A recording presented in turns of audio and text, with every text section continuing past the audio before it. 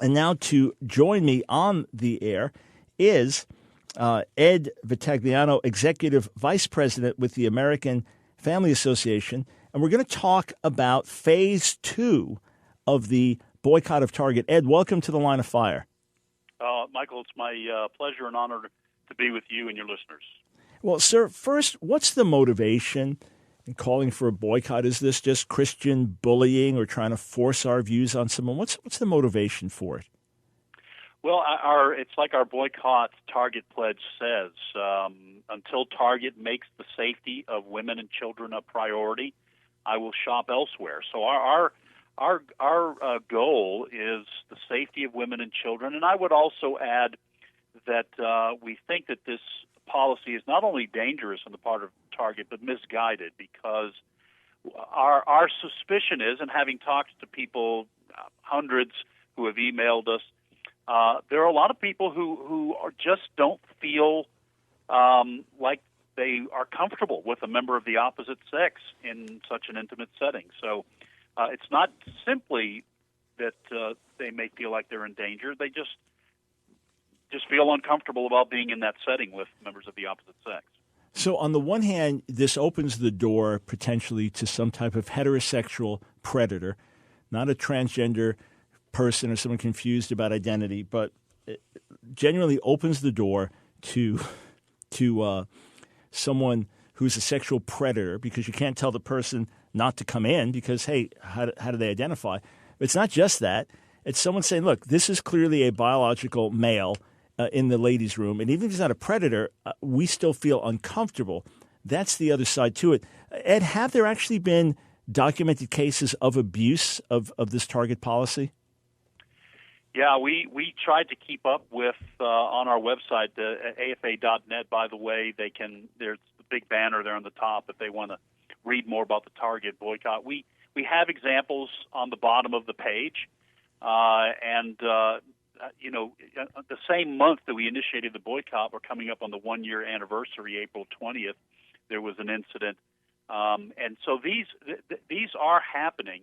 And as you pointed out, this is an opening for sexual predators. We from the very outset, and I know this to be a fact because I wrote the first press release for the ministry.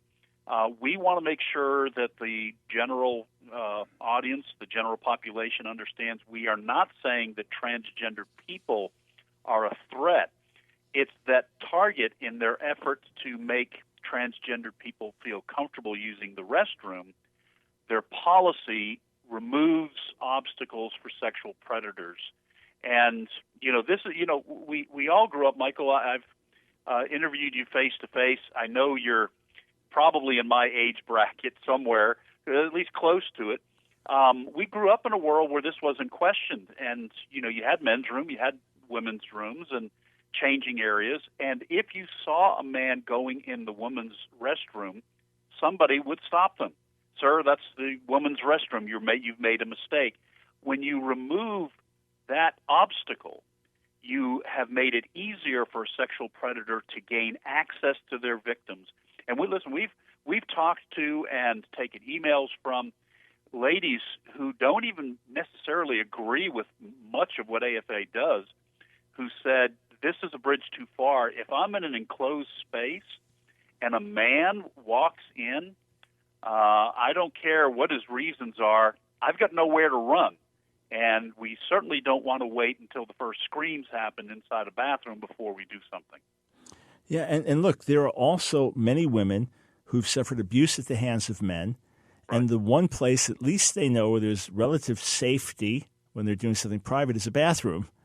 And it always amazes me that they're not considered, that the large number of women who've been abused, the women who've been sexually abused or harassed over their lives massively outnumbers those who identify as transgender.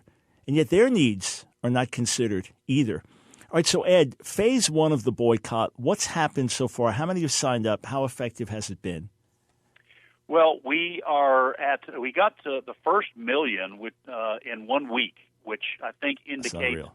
I mean, it's kind of a perfect storm. I think it indicated just how visceral the reaction was to Target's announcement that this was their policy, letting men go into women's restroom and changing areas. So that was so fast; it made our heads spin. In the intervening months, we have reached nearly another 500,000. So we're at 1.466, somewhere there, 6.7. Our second phase is to try to reach 1.5 million by the one-year anniversary, April 20th.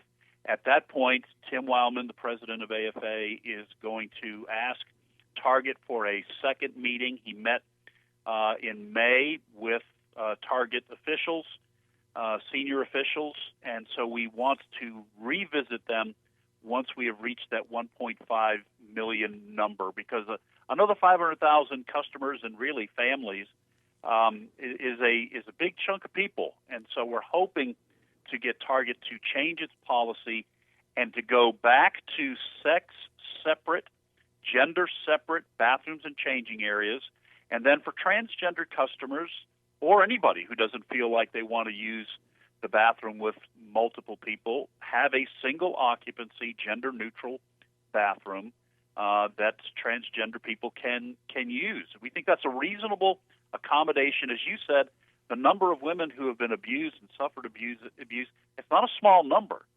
So other customers don't feel like they want to be in the same bathrooms with members of the opposite sex. We think this is a good accommodation. We hope Target will agree. What if they say, well, what about changing areas? Or we just left out? What is that? Well, one of those things? There may be some way to create a gender-neutral changing area. Is that what you mean, a changing area? Yeah, because that would come up. Someone would say, okay, that's the bathrooms, but what about the changing rooms? Because that's even more possibility of seeing someone in a compromised position. Or, one of the abusive cases was a guy who identified as a woman but trying to videotape other women in the changing room. Right. Yeah, we want those kept separate as well. Mm-hmm.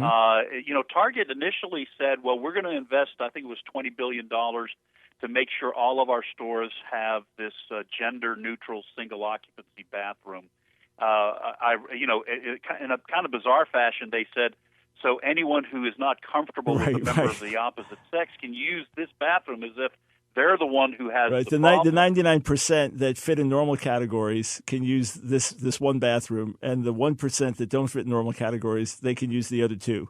They could. It was a bizarre response, but yeah. Listen, if they're willing to invest that kind of money, they can make a gender-neutral changing area.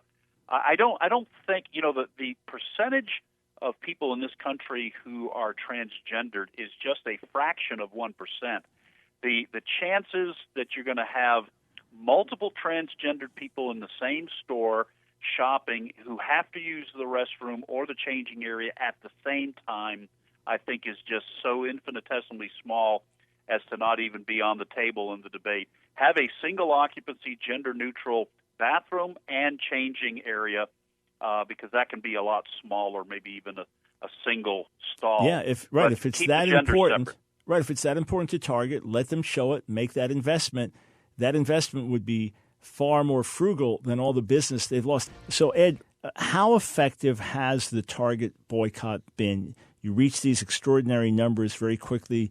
Numbers continue to grow. Has it had a tangible effect on their business?